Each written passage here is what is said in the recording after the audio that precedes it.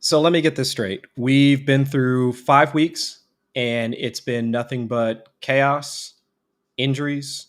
Now we've got bye weeks, still the international games. It's just been a load of why do we even do this for me and a number of my teams. But it doesn't matter. We're here to help your squads and of course your Guillotine Leagues get through the next 7-ish weeks or so until we get into the playoffs. But for right now, let's try and figure out what we can do headed into week 6. What's going on, y'all? I'm Chris Allen, one of the crew over here at Fantasy Life, and trying to at least sort through all of the news, all of the shifts, chaos, roller coaster ride that is the NFL, so we can figure out how best to get through all of our Guillotine Leagues. So to help me with that, of course, is the man behind the curtain, but in front of the curtain this week, yet again, Matt LaMarca.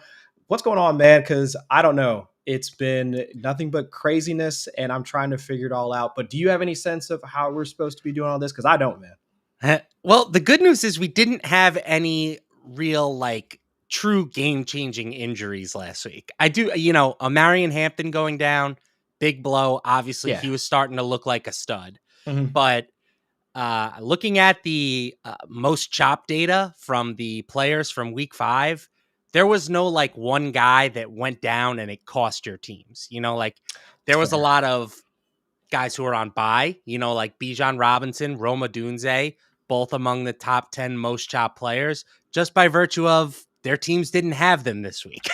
Same goes for Brock Bowers. He was the number 1 most chopped player. Chuba Hubbard was on that list. And Bucky Irving. So it's more, it was more guys just like the absence of those players as opposed to somebody going down and taking some teams with them this week. That's a fair point, and that's one good way to look at bye weeks heading into week 6. It's not the fact that we're going to have, what is it? I think another 4 teams on bye going into this week. So we've got, who do we got this week? The Texans, which if you're starting a ton of Texans outside of Nico Collins and Woody Marks, you probably haven't lasted that long anyway. But other than them, you've got the Vikings, who they've been able to support. Of course, Justin Jefferson, Jordan Addison coming back, and Jordan Mason as well. And then I believe that's it. Are there any other teams? Just those 2, right? Yeah, which is kind of wonky after having 4 teams on bye in week 5 and now just the duo on bye in week 6. But hey, I don't make up the schedule. I'm just here trying to figure it out like the rest of y'all. But of course, we're here each week on Wednesday nights, as we have been for the last month or so, just to see if we can address some of your strategy questions. If you have any, drop them in the chat, because we'll be doing this every week. Getting a little bit of a late start, but typically at 6 o'clock Eastern on Wednesdays to go through your strategy questions, trade questions that you might have. We'll try and pull up the trade analyzer tool, anything and everything here at Fantasy Life from a model, tool, projection standpoint. We have access to all of that. So we'll use anything that we can in order to figure out how best to start or answer any of your start, sit, trade questions, anything like that you might have. But LaMarca, do we have anything, any general questions? I mean, anything that's on your mind? Here's one that I've been just it's not so much even a question, but this is something that I've been thinking about this week, right? Like, we've talked a lot this season about just how much of a dumpster fire the tight end position is, right? Especially with Brock Bowers being out and limited.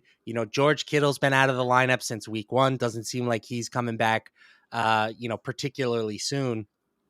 It really has felt like Trey McBride and Trey McBride only as players that you feel comfortable starting at tight end every week. But if you look at week 5, we had, I believe it was 17 different tight ends scored at least 10 PPR points. We're starting to see some legitimate breakouts. Mason Taylor for the Jets looks like somebody that you could potentially start at this point. Do you buy AJ Barner for the Seahawks? I don't know, maybe not so much there, but Darren Waller, we kind of made the case for him last week, and he put together another great game for the Dolphins. Theo Johnson scored for the 2nd straight week. Dylan Gabriel came in for the Browns, and it seems he can only contractually throw to tight ends and running backs. He's not allowed to get the ball to any of the wide receivers. So all of a sudden, this position that has felt like a dumpster fire all year, now we've kind of got a few more options that are at least somewhat appealing. I don't disagree with that, and I think I was actually writing up the tight end position. I do a column over at a different site, Yahoo. Go ahead and check that out if you get a chance. But I was writing about just I would say the idea, and I would say almost every fantasy manager says this throughout the offseason. Tight end is deep. And then we get to week 8, and it's just the guys that you drafted in the early rounds and nobody else. But I would say legitimately through the first 5 weeks, it does feel like tight end is deep, but it's deep in the sense that it's the late round guys that we would typically throw a couple of bucks at in auction leagues, or the guys that we would spend those mid to late round picks on that have been hitting. But the early round, it's the funny part, it's the early round guys have not been hitting. To your point, it's Yes. really just been Trey McBride and almost nobody else, because even we got maybe 1 or 2 usable weeks out of Mark Andrews. Travis Kelce looks like a husk of himself.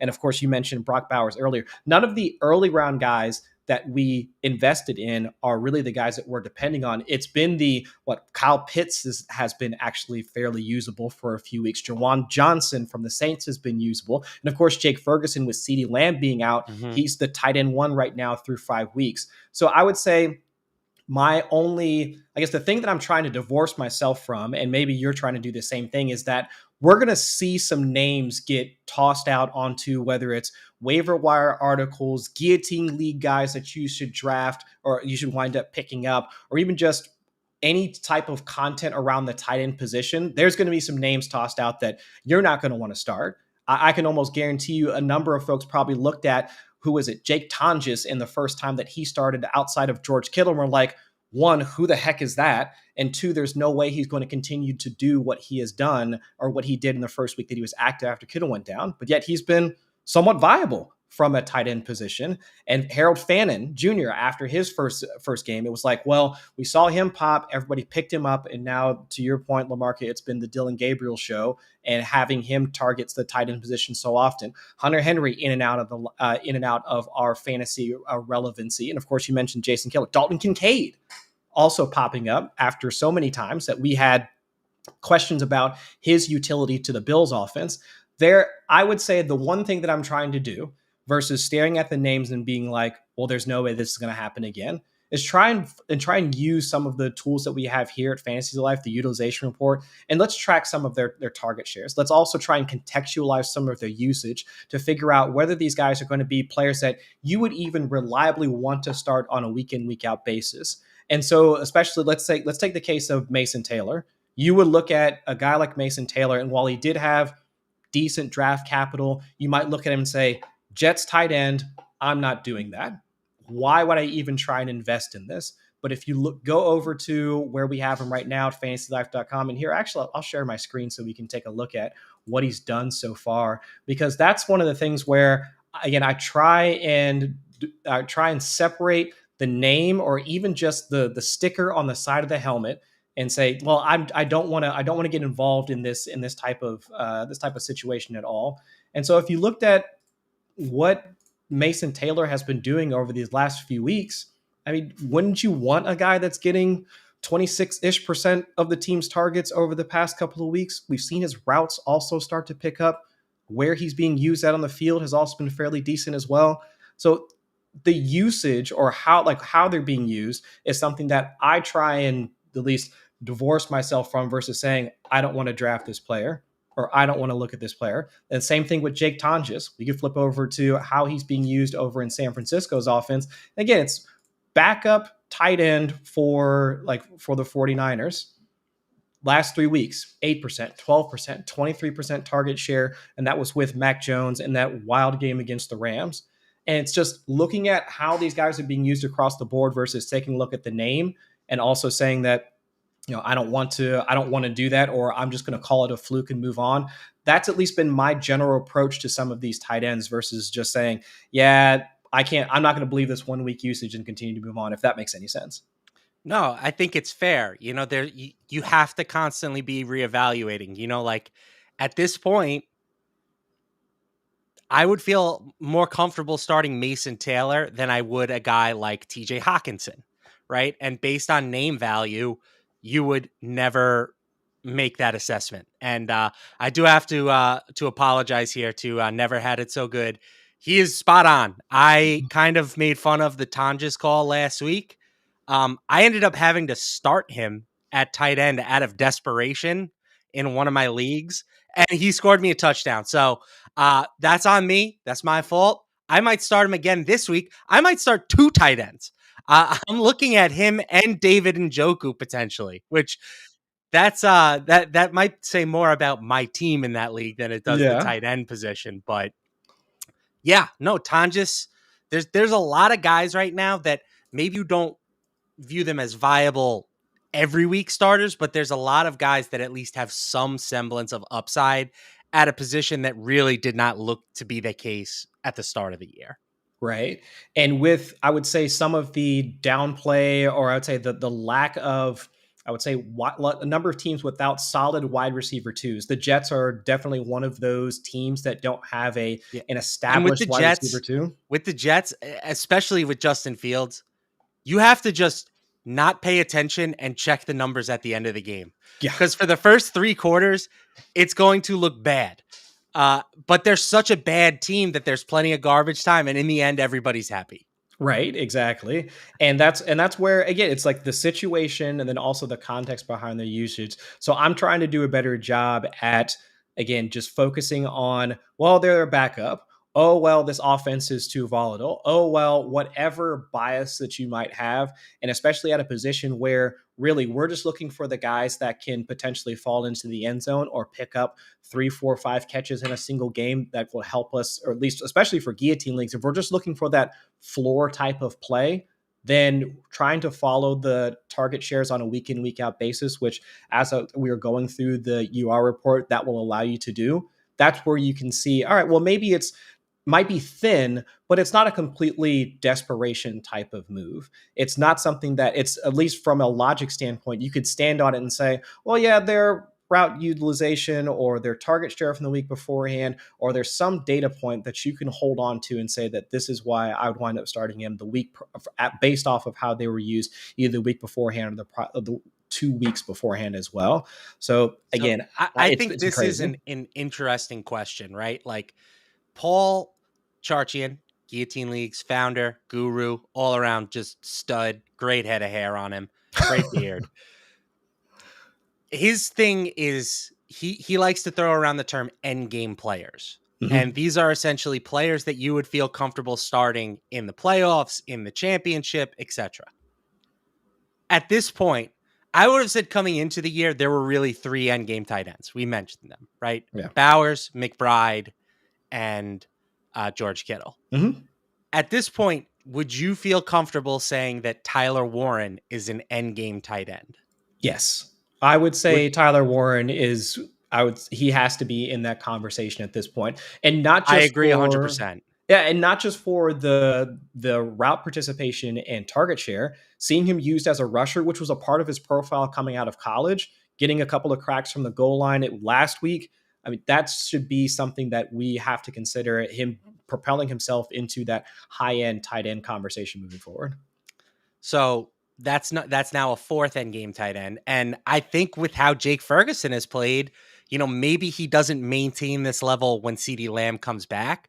But for the time being, he might be the best tight end in fantasy. I mean, certainly he scored the most fantasy points at the position so far this year. So Yeah. all of a sudden, even if it's not just a deeper position, but it's sort of, we're seeing a little bit of a changing of the guard, so to speak, at the top.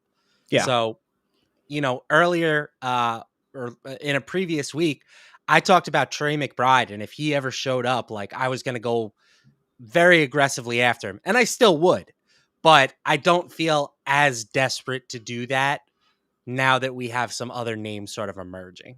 And that's fair. And the thing for Jake Ferguson that I would at least want to not necessarily point out, but I will say that it makes me pause about the whole Jake Ferguson is only really starting to shine because CeeDee Lamb is out.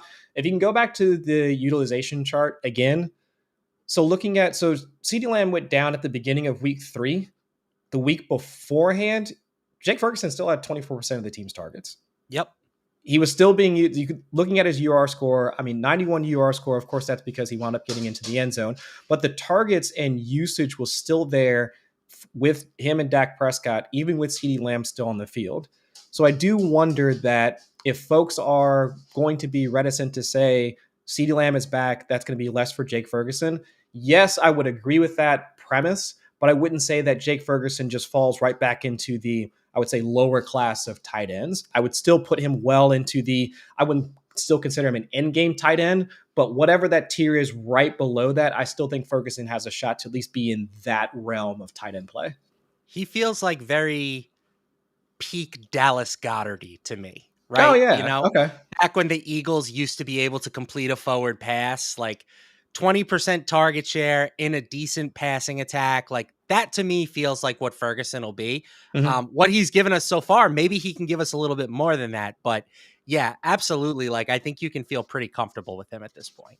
Yeah. Oh, and it looks like we've got a question from Never Had It So Good, looking at a dilemma between Kelsey and Mason Taylor. And between those two, just off the cuff, I almost want to say Mason Well, Taylor. he's got right. So he has Tongas, Yeah. or and it's an opportunity to claim one of those two players. So I think obviously we'd prefer both over Tongas, despite the fact that he got into the end zone last week, just because eventually George Kittle is coming back, right? So Yes. like maybe it's not the hugest short-term upgrade, but you're getting a player for the full season versus a player that might only have another week or two of viability. Yeah. As for Taylor versus Kelsey, that's a more interesting question, right? Like it would have been a laughable question before the start of the year. Like even with Travis Kelsey declining a bit last season, like nobody was talking about him being in the same tier as Mason Taylor. At this point, I'm still probably going to say Kelsey just because he's attached to Patrick Mahomes, but I wouldn't call you crazy if you told me that you wanted Mason Taylor instead of Travis Kelsey. Yeah, and especially for this upcoming week, which should be something of a back and forth between the Chiefs and the Lions. The Chiefs just had a similar type of script going up against the Jaguars on Monday. Was it Monday night or Sunday night? That was Monday Night Monday. Football. Yeah. Yeah, where I do have some season-long concerns about Kelsey's usage, and if again pulling up the utilization report, one of the things that I did notice the week beforehand was how few air yards we were getting out of Kelsey. I mean, less than 10% of the team's air yards in back-to-back weeks. Now, of course, when you're hucking it downfield to either Xavier Worthy or Tyquan Thornton, there's going to be less on the table for a guy like Kelsey. But you're also seeing his routes, I mean, start to at least be more of like a part-time-ish type player.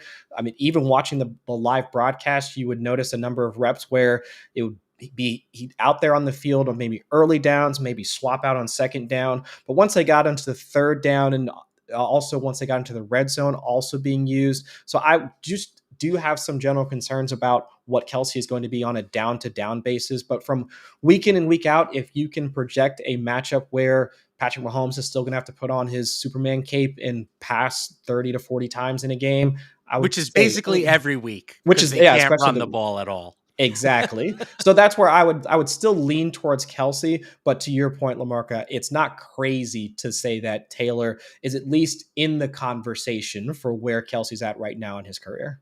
Yeah, especially too since the Rashee Rice return is on the horizon. Yes. And you know, with Kelsey's numbers already trending down, you're adding another. You know, he could be a 25 to 30% target share type of guy. You know, he Mhm. was at times down the stretch. So yeah, I think it's definitely a conversation. Honestly, if you're looking for the home run swing, Mason Taylor might be the better pickup. But if you're looking for somebody to start consistently, I would just go with the guy who's catching passes from Patrick Mahomes instead of the guy catching passes from Justin Fields. Fair. And as of right now, right, looking at the last like 5 weeks, looking at Kelsey's PPR points per game, 13.7, 12.1, 8.6, 12.3, and then 22 on Monday because he got into the end zone. from a tight end position that we know to be, I wouldn't say weak, but I would say inconsistent on a week in and week out basis. That's at least as solid as it's going to get, at least in my mind. Just if you want to get that floor type of performance from your tight end position, and then once those actual in-game tight ends do wind up on the waiver wire, you take that home run swing on some of those guys. That'd probably be how I'd want to approach it. Yeah. All right. Let's see. Looks like we've got at least one other question in the chat. And again, apologies for the late start, but we'll be here every week for about an hour or so on Wednesdays to kind of go through strategy, trades, start sits, and of course, I mean, the ever evolving landscape that is the crazy tight end position. But okay, let's see what we got from Morta Cards here. How much for Roma Dunze and Brees Hall? I need an RB, and Brees seems like a decent pickup. He is. Yeah, I would agree with that. How much for Roma Dunze? So let's talk general strategy first, because I know, Lamarca, you've been of the mindset that unless it's a guy that's absolutely going to change your season, trying to get aggressive for those types of players, wide receivers, running backs, whatever, let's try and let other managers use some of their fab, deplete a lot of their savings, so that once we get into weeks 8, 9, 10, 11, 12, and we're planning for the playoffs and planning for that final push, we have the funds available to do it, or we can actually get good players on our roster. So I'd say let's start with that portion of it. Yep. Do Roma, Dunze, and Brees Hall, do they fall into that bucket where you see those names on there, you want to go for them and take that swing on, or would you just put in a modest bid and say, all right, well, if I get them, cool. If not, hey, it is what it is. So for me, Roma Dunze is an end game receiver at this point. It's not something we necessarily would have predicted at the start of the year, but if you look at the usage, he is the I believe wide receiver 5 in terms of utilization score on the season. He is wide receiver 3 in terms of PPR points per game. And I don't really see a ton of reason why that should change moving forward. You know, maybe he doesn't score quite as many touchdowns as he did in his first few games, but I think he is certainly a wide receiver that you can feel comfortable starting, you know, basically all the way up and including a championship match. Um, how much would I bid on a Dunze? That is, you know, goes more into the general strategy of how to approach waivers. For me, a max bid, more than the most I'm willing to pay at this point in the season on any one player is $200. To me, Roma Dunze is close to that mark. I might go 175 was what I recommended a Dunze for in my waiver column this week. You know, Bijan Robinson, he was a $200 player. I think Roma Dunze is just a tick below that. Brees Hall is interesting. I would not have said that Brees Hall is an end game running back, but maybe following the injury to Braylon Allen, he does become one. The issue is that Brees Hall is kind of injury prone himself. It's a big reason why I'm advocating for stashing Isaiah Davis on some of your benches in fantasy at this point. So for me, Brees Hall, he's more in the 50 to 100 type range. If I got him at, let's say, $50 or $75, I would be very happy with that. And I would be happy to have him on my team as a solid upgrade. But I don't want to blow a huge portion of my budget on a guy who I then may need to replace again down the line. I like that approach. And so two things there for Mortar Cards. Trying to figure out which of the two players you should go after. Roma Dunze being the guy to go after, 100% agree with that. I mean, to your point, top 5 in terms of UR score. He's really outkicked a lot of the target share concerns that we had for the Bears passing game, because the idea was that, well, they've got DJ Moore, they've got Roma Dunze, they drafted an extra tight end to go with Cole Kmet that they already have, they got Luther Burden, DeAndre Swift has acted like a receiver out of the backfield, and really it's just been a Dunze.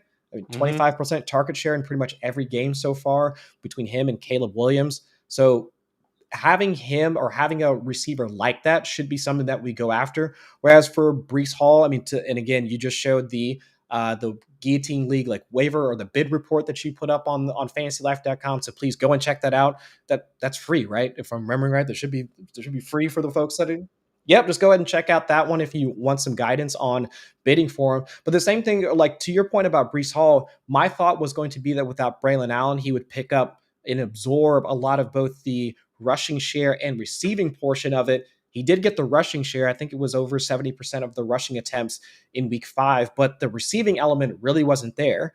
And like we were talking earlier, this is on a Jets team that's more or less devoid of a wide receiver, too. So while it's great for a guy like Mason Taylor, the hope was that now we could push Brees Hall into the firm, let's say, top 6 type running back conversation, at least from a usage standpoint. And while I would say that the rushing volume is going to be there for Hall, the receiving portion of it still just isn't there. So I would say, yes, for Roma Dunze, he would be the guy that I would aggressively try and spend for. But for Brees, yeah, putting in a, let's say, modest bid and seeing if you wind up getting him would be my approach. Oh, all right. So talking through at least as many questions as we possibly can. So if there are any other thoughts or things that you want to try and discuss, I mean, please drop it in the chat. I mean, we'll pull up as many tools that we have access to here at fantasylife.com. But of course, I mean, get yourself a tier 2 subscription if you can, so that you can access some of those things on your own, because I mean, there's just a ton of stuff, y'all. Trade analyzer, again, the UR comparison tool. So if you want to try to figure out which player is being used better, like within the context of their own offense, please try and give that check that out as well. So there'll be plenty of things that you can wind up getting a chance to look at and have a better understanding of how you can best situate your particular roster. But all right, so before we get into some other questions, did want to give a quick shout out to sponsor for today's show, and that's for Xfinity. So introducing the 5-year price guarantee from Xfinity rather, one internet price, 5 years guaranteed. Life is unpredictable, but the price of your internet shouldn't be. So get a reliable price for a reliable connection. And by all in, we mean all in. Get Wi-Fi equipment and unlimited data included. Change is always happening. RB1 seemingly never repeat. 2030s fantasy wide receiver 1 may not even be in college yet. But no matter what changes in 5 years, the price of your internet will stay the same. Learn more at xfinity.com. Restrictions apply. New residential customers only. Taxes and fees extra and subject to change. Okay. Let's see. What else? I mean, what else is going on? Well, I guess one question I have for you, Lamarca, and just trying to think through. So we were saying earlier, we've got 4 teams coming off bye. So it's the Chicago Bears. Who else is coming off? It's the Packers, because they have to play my Bengals, which I actually had not front row seat, but I was actually down at the stadium on Sunday to watch the Lions kick the crap out of them and eventually get Jake Browning benched, which was great. But still, so we've got them. We've got who else? So we got the Packers, we got the Bears, the Falcons, and then also the Steelers. All of those 4 teams coming off bye from this week. So one of the things that I have questions about through the first 4 to 5, the first 4 games for each of those squads, what can we really expect to change? Because typically we see teams go into their bye week. There might be some things that we have questions about for each of the squads. So like for DK Metcalf, his rumble for 126 yards on just 5 targets, when something's got to give there, right? Matthew Golden for the Packers, should we see his type of role expand? And now, especially with the Packers opening up the 21-day practice window for Christian Watson, even though I'd be really shocked to see him come back, but still, I'm not assuming he's going to be active for week 6, but still, it's going to be, hopefully, there's He'll be some sort back of at development. some point. Yeah. So there's some development path for Matthew Golden. I mean, so again, the Tyler Algier, Bijan Robinson split that's been a plague for a lot of fantasy managers. I guess that's like some of those questions are things that I have. But for you and the 4 teams that are coming back, I guess, what are you thinking about, or how are you trying to position your rosters to maybe account for some of those things? So it's a good question. The most interesting sort of split in my eyes to watch coming out of the bye weeks for these teams is the Pittsburgh running back situation. Yeah. Jaylen Warren missed week 4 with an injury, which allowed Kenneth Gainwell to earn a spot start. And he responded with 19 carries, 99 rushing yards, 2 touchdowns. He caught all 5 of his targets for another 35 yards or so through the air. Before Warren got hurt, he wasn't quite bell cow as far as his usage goes, but it was clear RB1 situation in Pittsburgh. Now, after that performance from Gainwell, is Jaylen Warren going to find himself more in a committee than he did before he got hurt? I think the answer is probably yes, which makes him an interesting, I don't want to say sell high because I'm not sure how high you can realistically sell on Jaylen Warren, but like I'm not sure he's going to even be like a solid every week RB2 at this point. So I will be interested to see how that usage shakes out between those two players in their first game back. That's a really good point, and I didn't really think about, even though there was a news alert earlier today that Warren was back at practice coming out of their bye, should be active for week 6. So that running back rotation is probably going to be something that a lot of fantasy managers are going to at least be concerned about, or should be concerned about, headed into week 6. And to your point, it's not like Kenneth Gainwell essentially came out of nowhere. Even in week 1 and week 2, he was being used fairly often, to the point where we were all kind of wondering, it wasn't even about Caleb Johnson being used less. It was, who the heck is this? We all knew Kenneth Gainwell from his time in the league, of course, but still, where is this rotation coming from? Because I know a lot of folks probably listen to, whether it's the Coach Speak Index, or they probably try and follow enough reports over the offseason to, I guess, to the point where this was not something that we really anticipated coming into the season. It's not like we heard a ton about Caleb Johnson lighting it up in training camp, but still seeing this level of usage, and the fact that Gainwell got 50% of the team's carries from inside the 5, even in week 2, before a lot of this stuff started to pop up.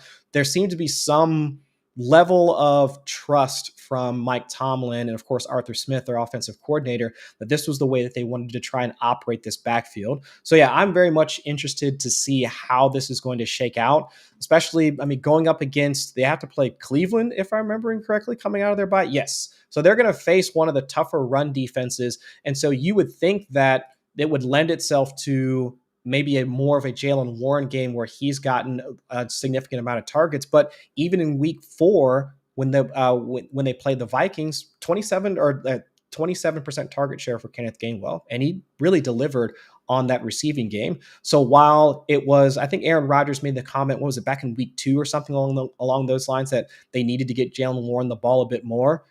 I'm wondering if we'll get a similar comment from Rodgers, or even if the sentiment exists towards Kenneth Gainwell, especially after that performance in week 4. So that's a good one, and one where, I guess, now from a fantasy standpoint and from some sort of actionable way to approach it, are you still stashing? I would assume Kenneth Gainwell will at least be a stash for right now, correct? I think he's even better than a stash. I think he can be flex desperation play. Okay. The matchup against Cleveland, I wouldn't want to go there with that matchup. But if you look at some of the numbers from the Steelers offense, I want to say Rodgers is averaging less than 5 air yards per attempt at this point. Oh yeah. He's just a check down merchant. So, like, there's a world where Gainwell and Warren can both be, RB3 territory if they can both get some work in the passing game. So, yeah, I think Gainwell is definitely a stash, and it wouldn't shock me. It would kind of shock me, but it wouldn't shock me if he like overtakes Warren at some point. That would be, honestly, that type of approach. I actually dig that, where most folks might look at that as a 1 week type of thing. Yeah, Jaylen Warren was out. They put Kenneth Gainwell in. Yeah, he was great, but Warren's back, and it's going to be Kenneth. He goes back to his typical, let's say, 20% of the team's rush attempts and maybe a few targets here and there. But after a performance like that, and especially in a game where, yeah, they might have some struggles running the ball, can you see a scenario? I could see a scenario where, yeah, Aaron Rodgers is really playing the, what was it, the Ben Roethlisberger 2017, 2018 type of style of play, where it's just straight park and bark, and I'm not going to move or anything along those lines. I'm going to get the ball out in 2.2 seconds, and whomever, if they catch it, hopefully they can run after the catch, because that's as far as they're going to get, like, afterwards, because he's not trying to chuck the ball downfield. It's just letting his receivers and the rest of the pass catchers do most of the heavy lifting. So I actually like that approach. So yeah, if you can, I would say that Gainwell is one of those guys where, if he winds up getting put out on the waiver wire, I do wonder if folks will look at week 4 as something of a fluke and essentially bypass him for some of the other bigger names. Can you see something like that happening?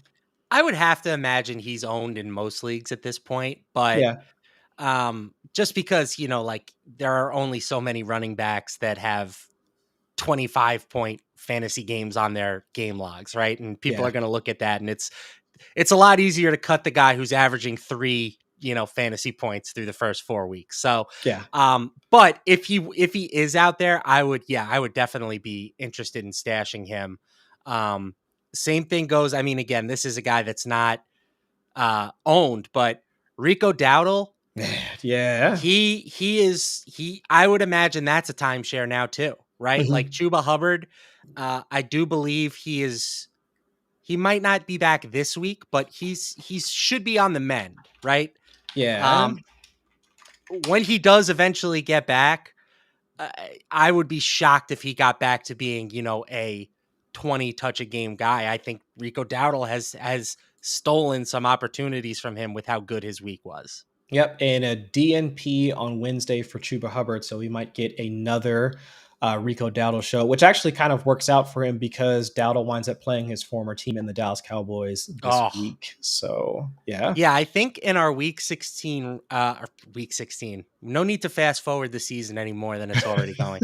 In our week 6 rankings, I think Dowdle was like a borderline top 12, top 15 type of guy from what I was looking at earlier today. That okay, seems about right in that matchup with how good he played last week.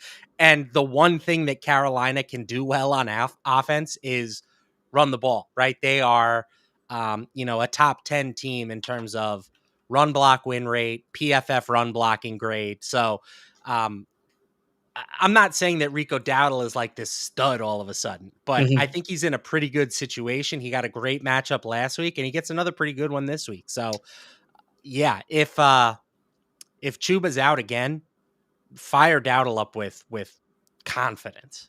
oh, 100%. And I would say that some folks might look at his game last week, especially because it's against the Dolphins. That's been one of the bottom defenses that a number of running backs have been able to pick on and say, well, he got all the volume. It was a plus matchup. Well, I'm going to just chalk it up to a fluke. I mean, yeah, we'll say that he had a good game, but again, I mean, to your point, Lamarca, he has another beautiful setup here in week 6.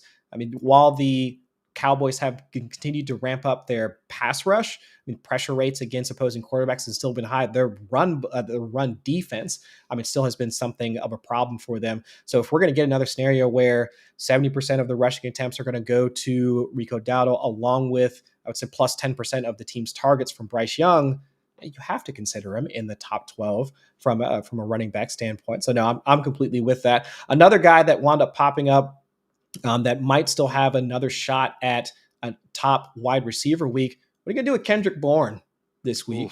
Because I'm wondering, no practice for Juwan Jennings. I didn't see Ricky Pearsall. Let me look at the 49ers practice report real quick because I believe not any of the guys that didn't play last Thursday. I don't think they didn't practice today as well. So I'd be interested to see if we're going to get another week where it's going to be Mac Jones, who also got banged up in that game as well, if that's going to be the case for another shot for Kendrick Bourne to perform here in week 6. So I would say, at least for me, I'm looking at it as if we're not going to have Jennings, we're not going to have Ricky Pearsall, Kendrick Bourne should at least be top 24-ish with his rapport with Mac Jones. I think that's fair, but what do you think? Yeah, it's still early. We'll see how the practice reports shake out. Wouldn't shock me if Brock Purdy was back this week. Uh, and I don't think that would be a bad thing, obviously, Mhm. for Kendrick Bourne. Like I think Brock Purdy is better than Mac Jones. But yeah, any type of receiver that's gonna step into a 25-ish% target share, absolutely startable.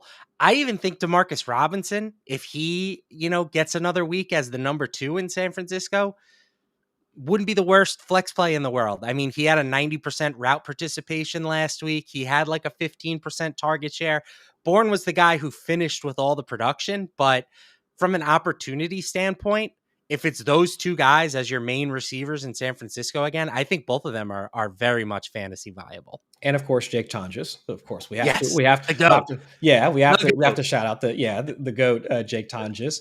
But to your point, I would almost say that is the sneakier play because again, we have to assume at some point, unless we hear news, let's say tomorrow or early Friday, that there's going to be injured reserve consideration for Pearsall or Jennings or even Purdy, which I don't think has been discussed for any of them. But let's say that there's going to be an extended absence.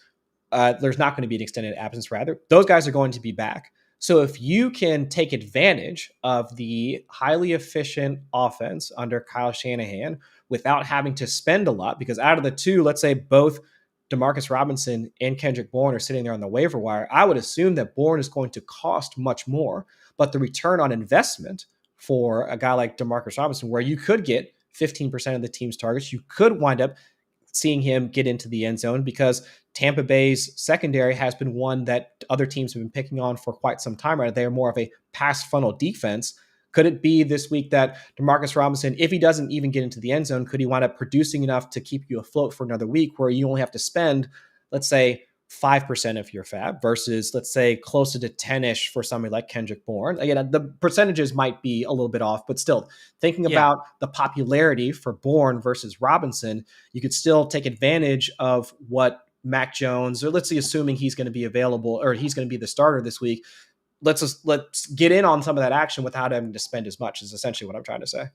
Yeah, I touched on both 49ers receivers in the Guillotine Waivers column. I had Bourne as a $10 player, Okay. which I think, considering I have him as he's like, he really feels more like a 1 week type of Band-Aid on the position, but he is the best Band-Aid that you're going to find at receiver this week, right? If you need someone that you can plug in and start, I think that he is a great choice. And I had Robinson as a $1 player.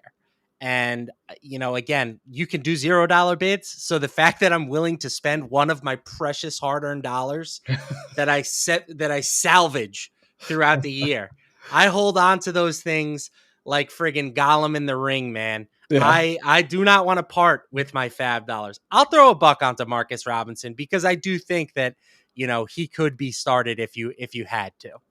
So, folks, I mean, for Lamarcus to say he's going to spend $1, use any of his precious fab on any player, that should at the very least, I mean, you should raise an eyebrow at that because if he's advocating to spend any money before you get close to the playoffs, it's probably somebody you should consider adding onto your roster. Okay, another question for you. Now that we've seen some of the teams, or let's say even just the early round players underperform, is there anybody that you would think there's a case to be made to trade for and try and pick on some of those rosters that might be in the 1-4, 2-3 territory? A guy, at least for me, that comes to mind, Derrick Henry. So right now, after that, 200 plus yard outburst in week 1 against Buffalo, I'm pretty sure he only has 200 yards across the 4 games afterwards. Multiple fumbles. Lamar Jackson is not going to be, at least he's trending towards not playing here in week 6. And especially looking at the team's bye here in week 7, it would make sense that we're not going to see Lamar until week 8 when they come out of the bye and they face Chicago. So Lamar, my question to you is Derrick Henry worth trying to acquire now? Because I would assume people that have him on their roster are probably, in dire straits or getting close to it. The alarm bells are going off. The check engine light is on for a number of squads.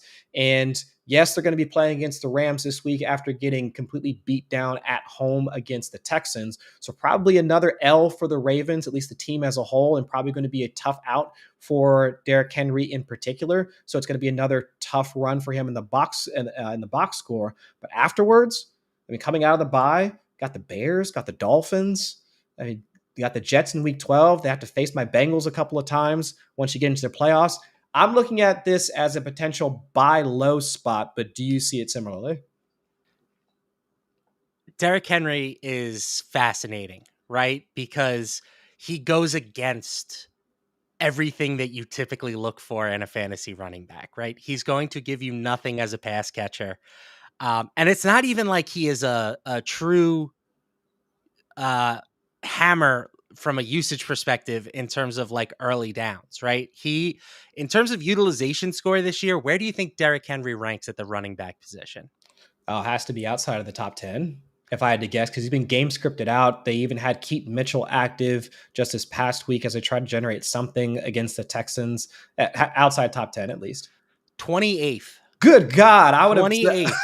I would have said somewhere between 10 and 20. Now, like you said, though, a lot of that is game script, right? Uh-huh. And they haven't had Lamar Jackson. They've had a couple of games where they haven't been able to lean on Henry. So I don't think that, like, there are clearly going to be better days ahead for Derrick Henry. Yeah. He's still at his peak is going to be a 15 to 20 carry a game guy. And with that type of volume, Henry is always capable of going for, 150 plus and 2 touchdowns. I am a little bit worried about the Ravens overall, particularly their defense. Once Lamar comes back, I have no qualms about the offense long term. They're gonna score plenty of points. But that defense, man, it looks shaky. It just might not be the same thing game script wise that we saw with them last year when Henry was so dominant. I'm a little nervous. I'm not saying I wouldn't trade for Derrick Henry. Of course, like Derrick Henry is Derrick Henry. I still have him, as a borderline top 10 running back, but especially in PPR leagues or like a Guillotine League where if he has a floor game, you're just going to get chopped. Man, he would kind of scare me a little bit. So that's fair. And one of the reasons why I'm almost maybe I might be talking out of both sides of my mouth here, because I was looking at it as the run defenses he's going to face, because I rattled off Chicago in week 8. He gets Miami in week 9. Minnesota, they've been fairly stout, but he played Minnesota, and of course, the Jets in week 12 and the Bengals. But let's say, look, even out of those first 3, Chicago, Miami, Minnesota, 2 of those 3, while they might be poor run defenses, their offenses can put up points. Chicago, for sure. We just talked earlier about Rome Odunze and how well the rest of that Bears offense has been looking from a passing game standpoint. Minnesota, let's assume it's still going to be Carson Wentz, but maybe it's JJ McCarthy. And so let's say the offensive productivity might take a slight step back. But even Miami in a good game could put up some points without Tyreek Hill, maybe because of Devon Achane and whatever. So there's that potential for the game script to not go in the favor for Derrick Henry just because of how poor the Baltimore Ravens defense has been performing through 5 weeks. Just absolutely terrible. Giving CJ Stroud one of his best days as a quarterback is probably not the category that you want to be in from a defensive standpoint. So I do take your point in that while folks might look at the defenses that Derrick Henry is going to face as a reason to acquire him, at the same time, if it really has been game script that's been having us see more of Justice Hill, and of course last week having us see more of Keaton Mitchell, if it's in the range of outcomes for the Bears to put up 25 to 30 points, which seems absolutely reasonable at this point, for the Vikings to put up 20, 25 points, and even Miami, again, on a good day, to put up that many points, seeing less of Derrick Henry or relying on Derrick Henry to have those explosive plays, that's where we might be, I would say, hoping for more of that versus just saying, yeah, let's just go ahead and get Derrick Henry and he's just going to drop the hammer on all those run defenses. Yeah, and I'm a big basketball guy. That's probably my favorite sport. Mm-hmm. Derrick Henry to me is like the Miami Heat version of LeBron James. Like that, the thing that was so scary about that team was they could take a 10-point lead and in the blink of an eye, they were up 25, right? Derrick Henry is the ultimate front runner. If you're playing with a lead and he is going to get 20 carries against you, eventually he's going to break one. Yeah. So without the lead, that then becomes a little bit more of a risky proposition. That's all I'm saying. And I love Derrick Henry. I own him on more teams than I probably should this year. But anytime I saw him in like the second round, I just was like, I'm taking Derrick Henry at this point. Yeah, of course. I think my dog agrees with you. I think she also agrees with you. And she liked my LeBron point. She did. That was a solid team too. Bosch just like completely dunking on folks. That was a good team. All right. So I'm completely with that. So another potential trade candidate, somebody that has been underperforming. Can you think of anybody off the top of your head that you would say, yes, they've been underperforming now, but you can see better days ahead for any of the guys that we've just been somewhat scared to roster or to start confidently. But given, let's say, a bye week over the next couple of weeks, maybe injuries are going to change, or like return from injuries are going to change their situation. Anything sticks out to you as somebody that you would really want to try and acquire now on your roster? It doesn't even have to be somebody that's just tell me a story and let's Mm. see if we can figure out somebody that you would want to try and get on your roster. So I think for me personally, the guys that I like the most right now are guys that are out with injury, Okay. right? Like if you could pry Rashad White away from a desperate owner who needs the production at this very moment, that to me would be a slam dunk, right? Rashad White, we mentioned utilization score. I'm sorry, Bucky Irving. Okay. I got Yeah. them Okay. confused. Bucky Irving. If you could pry Bucky Irving away, he's number 3 in utilization at the running back position. I think he is an absolute stud. And if you can find someone that is a little bit desperate for points right now, I would not be afraid to go after him aggressively. I don't feel the same, like not to the same degree, but I feel similarly about Trey Benson when he eventually comes back. I don't think that anyone else in that Cardinals backfield is going to take the job and run from him. I mean, Amari DeMarcado is literally getting chewed out by his coach because he dropped the ball at the 1-inch yard line. Michael Carter was, I think just passable last week. So like, I think once Benson is good to go, he's going to be a force for that team. And he's somebody that I said once he got the starting job, I viewed him as like a borderline top 12 type option at the position. I think the same still holds true when he comes back. So those to me are two guys that really stand out. Like if you can find a way to get them from teams that are in desperate situations, and that's really the big one. You kind of hit on that. Do your due diligence in your league. Look at all the rosters on the teams that are 1-4 or even 0-5, and you can talk yourself into a lot of different players being buy lows.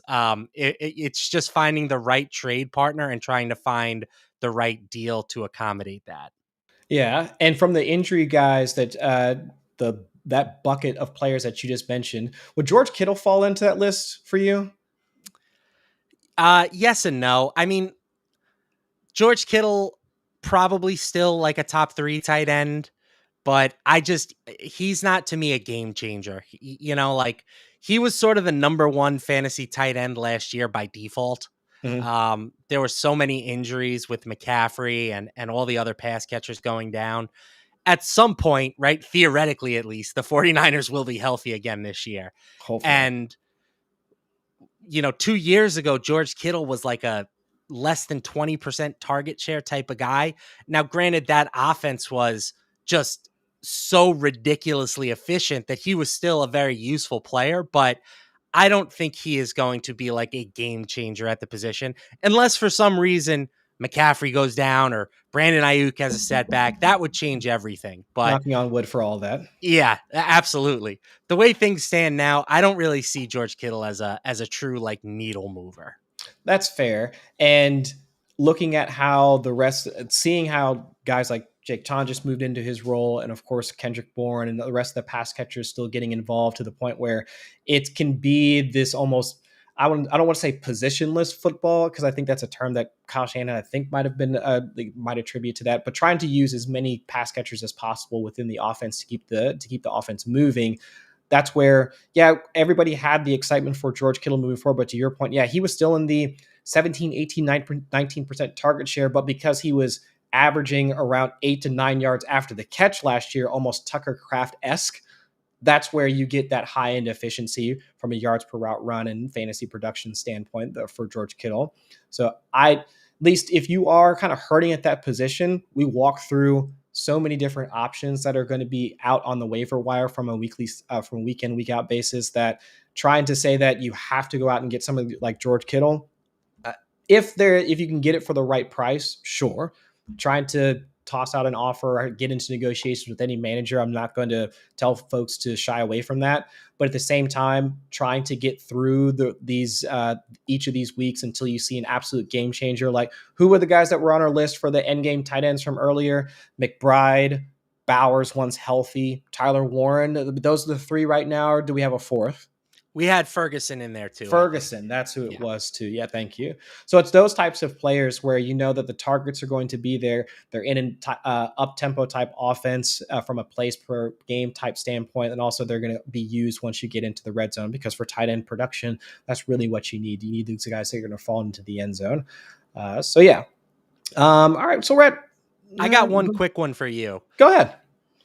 With Hampton going down, how do you view this Chargers backfield? Is any one guy going to emerge enough that we're going to get any fantasy viability out of them? Because I'm looking, they've got Hassan Haskins, they've got Kimani Vidal, they just brought back Naheem Hines, who they had cut earlier this year. There's some people that are even throwing Gus Edwards' name around. Of course. Like, I think it's kind of a trap. I'm not really super excited to spend any fab on any of these dudes in guillotine leagues, in regular leagues. Like, I don't want to blow any budget chasing, like the upside might be whoever emerges as the starter is like RB30. That just doesn't feel worth it to me. Do you feel differently? Like, is there any one guy in that backfield that you feel like this is the player that you should own, and this is why? No, I have no interest in trying to grab any of those guys. I wouldn't spend my top waiver priority on them, or even from a guillotine league standpoint, trying to aggressively spend for any of them. And here's why.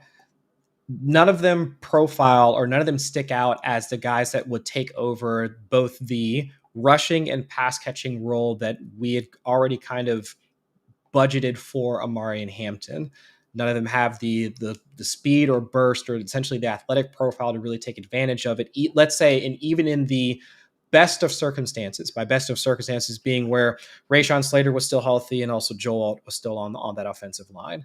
So if we can assume, or at least at the very least, we can project a lack of push from the Chargers offensive line, combine that with the fact that these guys weren't even a part of the rotation to begin the year, I have no hopes for this Chargers running game. The thing that I am looking for is a lean on Justin Herbert from a passing game standpoint. And while last week was their first week where they were negative in terms of PROE, if I'm remembering correctly, it was around like a -6, -7% passer over expectation after being positive and throw happy for the they were leading the league. Yeah, so they were leading the league in terms of passer over expectation. Having seen them have a dip back, which I thought was going to be possible when Hampton was healthy, and also seeing how many hits that Justin Herbert was taking over the previous 2 weeks. I think it was 14 hits in week 3, 12 in week 4, and I think he still took about 7 hits in week 5. But with trying to manufacture running back production behind that offensive line, with now guys who are pulling up from the practice squad and potentially signing off the street, not a recipe for success. So my thought process is that they're going to go back to how they were in weeks 1 and 2, when they still had an better offensive line, but they don't have too many options. But they do have 3 solid wide receivers. Yeah, I love that idea. Quentin Johnston, Ladd McConkey, and Keenan Allen. And last I checked, Justin Herbert's arm still works. And so while it does put them at some sort of risk for getting their franchise quarterback injured because of all the hits that he's taking, which would you prefer? Trying to lean on your multi-million-dollar quarterback in order to generate offense, or 2 guys that you just signed off the practice squad to move the offense? I would rather go down with the former rather than the latter. All right. You heard it here. Jim Harbaugh, hold on to your khaki pants and let Justin Herbert rip the thing 40 times a game. It's what we want. It's what the world wants. So yeah. Let's make it happen. And we got it for the first 3-ish weeks or so before the wheels started to fall off. And of course, whatever Native American burial ground that the Charger Stadium was built on beforehand, that the curse followed them to SoFi, whatever curse that has been a part of that franchise, and they just can never have good things, just forget it. Let's just go through it and let's just have Herbert continue to rip it as he had, regardless of how poor conditions that offensive line is going to be for him. I just hope they just switch back to that, use the receivers that they've got. I mean, the Bengals have done it for however many years, and we've at least gotten good fantasy play out of Joe Burrow and Jamar and T. Of course, Joe's hurt now, but that could be the tail. That could be the reason why you don't want to do that, because you I subject think your I have quarter. a theory. I Go think ahead. Joe Burrow just loves winning comeback player of the year. It's going to He be his just third time next he year. just loves it. He's gonna finish with more of those than Tom Brady had MVPs. At this rate, yeah, he's going to keep getting awards, but none of them is going to be MVP. It's just going to be comeback player of the year. Man, what a career! What a Uh, career, man. Sorry, Chris. I know that's your team. That's your boy. That's my guy right there. But man, it's just absolute malpractice from that front office. But hopefully things change at some point. But I'm not getting my hopes up. But anyway, we're hoping that you wind up having a better week on your Guillotine Leagues. That's going to do it for us today. Appreciate y'all coming and hanging out with us, dropping some questions in the chat, and trying to banter with us as we get through week 5 and heading into week 6. But we'll be back next week, Wednesday, 6 Eastern. Strategy, trade questions, anything Guillotine League centric, bids, how to approach it. And of course, if you miss the show, go and check out fantasylife.com for all the content. Lamarca's got how you can bid on some of these players. And of course, charts and the rest of the game. We'll try and talk through as much strategy as possible before we get to Sunday. But appreciate y'all checking us out. And we will see you guys next week. Peace.